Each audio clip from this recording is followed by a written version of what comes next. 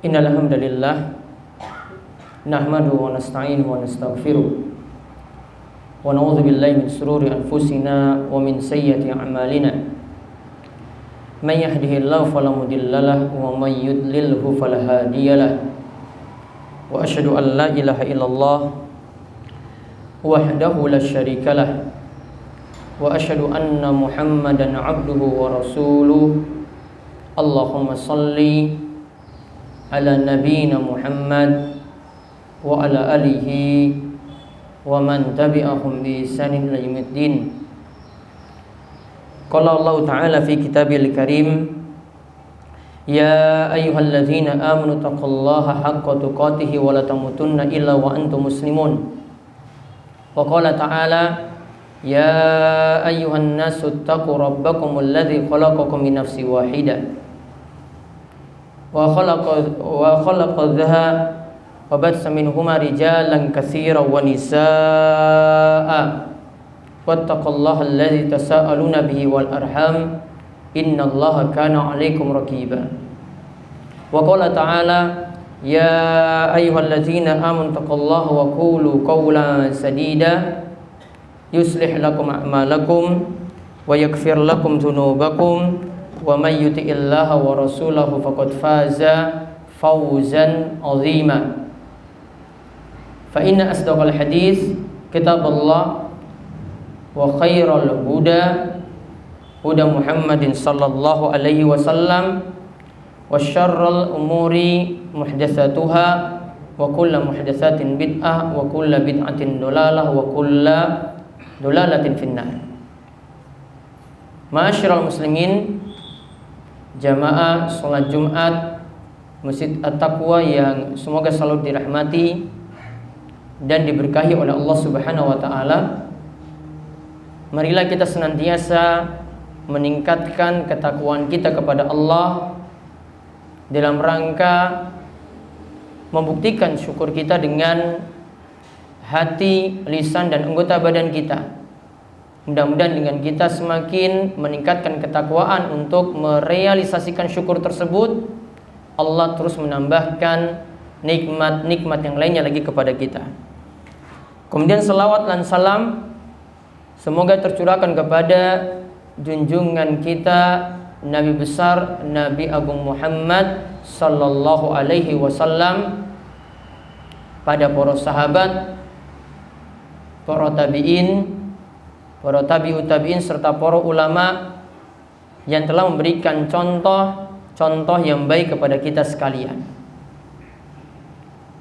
Ma'asyiral muslimin rahimani wa rahimakumullah.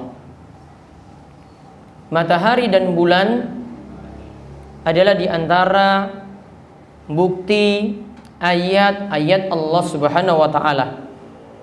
Matahari dan bulan adalah di antara bukti kebesaran Allah Subhanahu wa taala. Kalau makhluk ciptaannya bentuknya kita saksikan sendiri dengan mata kita begitu besar, maka tentu yang menciptakan makhluk tersebut lebih akbar, yaitu lebih besar daripada yang diciptakan. Dan ini sebagai bukti bagaimanakah Allah Subhanahu wa taala itu maha besar dan punya kuasa yang begitu besar, ya, ketika mengatur matahari berputar, bulan juga berputar di malam harinya.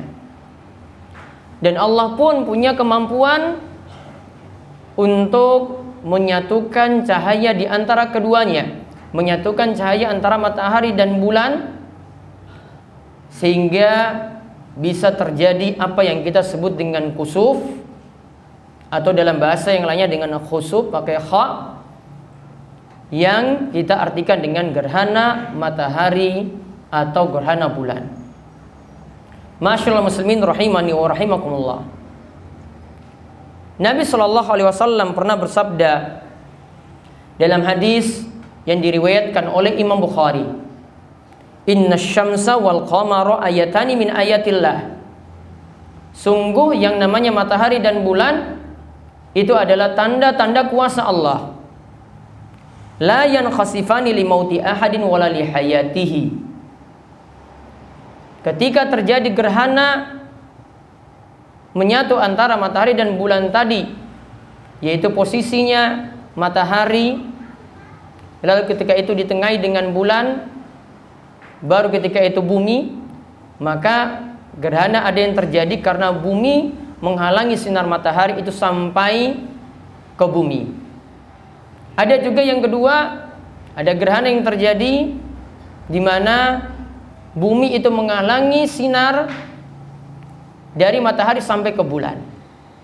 Yang kedua ini kita sebut dengan gerhana bulan, dan yang pertama kita sebut dengan gerhana matahari. Dan di sini Nabi Shallallahu Alaihi Wasallam mengatakan itulah tanda kekuasaan Allah Subhanahu Wa Taala. Dan di dalam ayat yang lainnya Allah ingatkan bahwasanya tanda-tanda ini tujuannya adalah untuk menakut-nakuti, membuat manusia itu merasa takut dengan fenomena alam tersebut. Maka Allah Subhanahu wa taala sebutkan dalam surat Al-Isra ayat 59, "Wa ma nursilu bil ayati illa takhwifa." Tidaklah kami menunjukkan ayat-ayat kami kecuali untuk memberikan rasa takut. Maka diperkirakan tanggal 9 Maret ini akan terjadi gerhana matahari. Ada beberapa pelajaran yang bisa kita ambil ketika kita menemukan gerhana semacam itu, gerhana matahari yang diperkirakan akan terjadi gerhana matahari total di sebagian tempat, di sebagian daerah lagi itu akan mengalami gerhana sebagian. Yang jelas terjadi gerhana matahari di pagi hari. Dan juga pernah kita menyaksikan pula gerhana bulan itu terjadi. Apa saja pelajaran yang bisa kita ambil dari terjadinya gerhana tersebut? Yang pertama, gerhana menunjukkan tanda kuasa Allah. Dan ini bukan fenomena alam semata. Kalau ini cuma fenomena alam semata, maka tidak mungkin itu disebut dengan ayat-ayat atau tanda kuasa Allah, yang dimana kita diperintahkan untuk takhwif di situ, untuk takut akan Allah Subhanahu wa taala. Sehingga kaum muslimin ketika terjadi gerhana, kaum muslimin ini beda dengan orang-orang yang tidak beriman. Kalau orang yang tidak beriman menganggap itu suatu hal yang mungkin dia lihat suatu kegembiraan, wah kami lihat gerhana ketika itu. Namun orang muslim yang tahu dan bisa merenungkan, karena kejadian ini bisa terjadi berpuluh-puluh tahun baru berulang. Ada gerhana bulan yang terjadi bisa setiap tahunnya. Maka harusnya dia bisa mengambil pelajaran, ini adalah saatnya untuk merenung, saatnya untuk memperbaiki diri, karena ini juga menunjukkan tanda akhir zaman itu semakin dekat.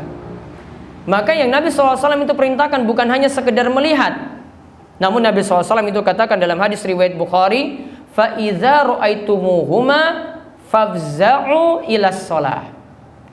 Wahai kaum muslimin, jika kalian itu melihat gerhana itu terjadi, menyatunya matahari dan bulan tadi, maka kalau keduanya itu terjadi, gerhana matahari atau gerhana bulan, maka segeralah melakukan sholat.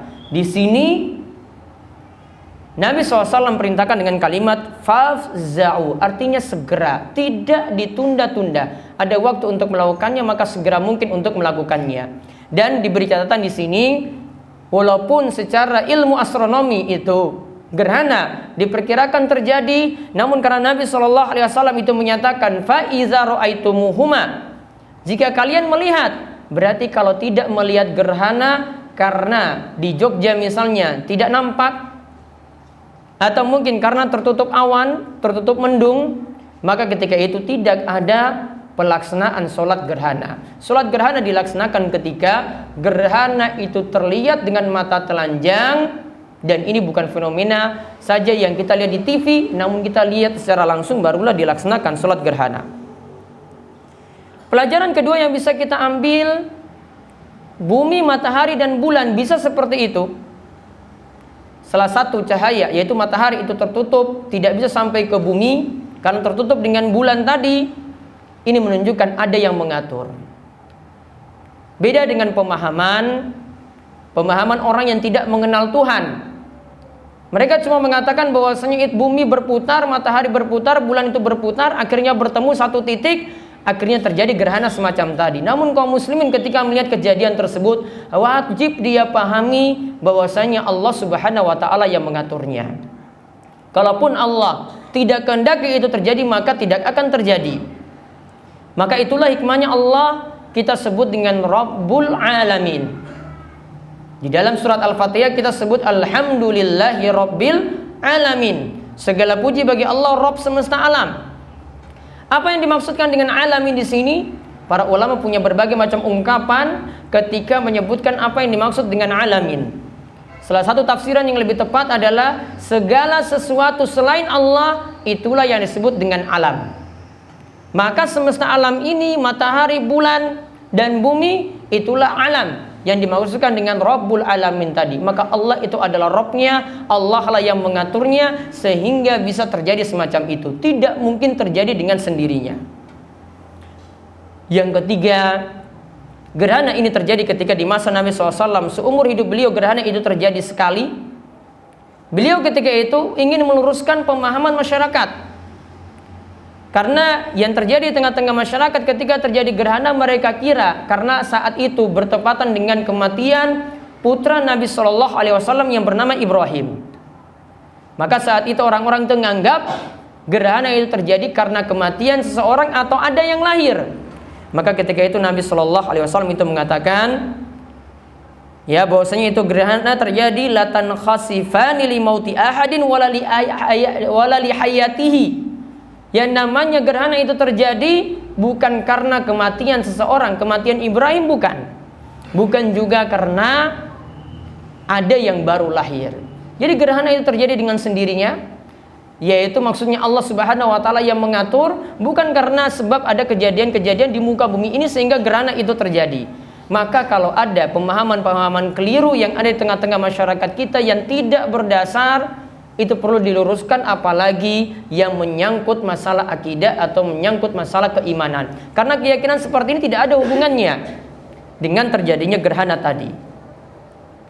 Kemudian pelajaran yang keempat yang bisa kita ambil dari terjadinya gerhana adalah untuk menakut-nakuti manusia. Karena Allah Subhanahu wa taala dan Rasulnya menyebut matahari dan bulan tadi min ayatillah, termasuk ayat-ayat Allah. Dan tadi kami sebutkan dalam surat Al-Isra bahwasanya Allah sebutkan wa man nursilu bil ayati illa takhwifa. Tidaklah tanda-tanda kekuasaan Allah itu muncul melainkan untuk memberikan rasa takut kepada manusia. Pelajaran yang kelima yang bisa kita ambil lagi dengan terjadinya gerhana, selain kita diperintahkan untuk sholat, kita juga diperintahkan untuk melakukan ibadah yang lainnya. Maka saat terjadi gerhana, Nabi SAW itu perintahkan, lakukanlah sholat. Nabi SAW perintahkan lagi, berbanyaklah doa. Nabi SAW perintahkan lagi, perbanyaklah istighfar. Nabi SAW perintahkan lagi, bersedekahlah, berilah sedekah. Dengan tujuan ya supaya amal soleh ditambah ketika itu. Karena ini tujuannya untuk menakut-nakuti, maka manusia diperintahkan untuk segera beramal, tidak menunda-nunda amalan saat itu. Kemudian pelajaran yang lainnya lagi, yang terakhir, karena saat terjadinya gerhana tadi pas dengan kematian putra Nabi Shallallahu Alaihi Wasallam yang bernama Ibrahim, maka saat itu Nabi SAW ketika ditinggal oleh putranya, beliau dalam keadaan menangis. Sedih, menangis. Ada keluarganya meninggal, anaknya meninggal, beliau ketika itu menangis. Ini menunjukkan pelajaran kepada kita, kalau cuma sekedar menangis karena ada yang ditinggal mati, tidaklah berdosa. Yang dilarang di sini adalah kalau melakukan niyaha. Niyaha di sini adalah yang dimaksud meratapi, dan meratapi yang dimaksud di sini adalah menangis dengan suara keras, menunjukkan tanda tidak ridho dengan takdir Allah Subhanahu wa taala. Maka Nabi SAW itu pernah mengatakan, innallaha la yu'akhidhu ala dam'il aini. Sesungguhnya Allah tidaklah menyiksa seseorang karena tetesan air matanya ketika dia itu bersedih. wala ala husnil qalbi, dan Allah juga tidaklah menyiksa seorang hamba ketika dia memiliki hati yang sedih. Walakin yu'akhidhu ala hadza aw yarhamu wa asyra biyadi ila lisanihi. Namun yang Allah siksa adalah kalau sesuatu diperbuat oleh ini. Nabi SAW tunjuk kepada mulutnya, artinya menunjukkan kalau ada teriakan ketika ada yang meninggal dunia, inilah yang menyebabkan Allah akan menyiksa seseorang. Maka sesuatu yang dilarang ketika ada yang meninggal dunia, yaitu bentuk meratapi mayit. Kadang dilakukan oleh perempuan, dan ini kebanyakan atau mayoritas yang dilakukan oleh perempuan merintih. Dan ada laki-laki juga yang melakukan demikian. Merintih atau meratapi seperti itu termasuk dosa besar. Pada hari kiamat dia akan mendapatkan ancaman, akan dipakaikan baju dengan pakaian yang ini bermelengket, di situ adalah baju dengan penyakit kudis, dan itu nanti akan dikenakan pada hari kiamat. Hukuman semacam ini cuma didapati ketika seorang itu melakukan dosa besar, sehingga butuh seorang itu bertobat kalau dia melakukan peratapan kepada mayit. Wallahu a'lam bishawab. Aqulu qouli hadza wastaghfirullah li wa lakum wa lisairil muslimin innahu huwas samiul alim.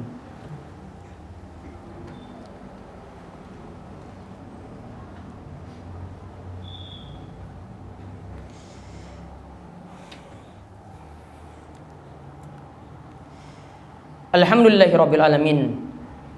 Hamdan katsiran thayyiban mubarakan fi. Kami yuhibbu rabbuna wa yarda. Wa asyhadu an la ilaha illallah wahdahu la syarikalah wa asyhadu anna Muhammadan abduhu wa rasuluh. Allahumma shalli ala nabiyyina Muhammad wa ala alihi wa man tabi'ahum bi ihsan ila yaumiddin. Kaum muslimin, para jamaah sekalian yang semoga selalu dirahmati oleh Allah Subhanahu wa taala. Di dalam hadis yang tadi telah disebutkan, Nabi SAW mengatakan, fa iza ra'aitumuhuma fafza'u ila shalah. Jika kalian melihat terjadinya gerhana, artinya kalau melihat gerhana itu terjadi, maka lakukanlah sholat dengan segera.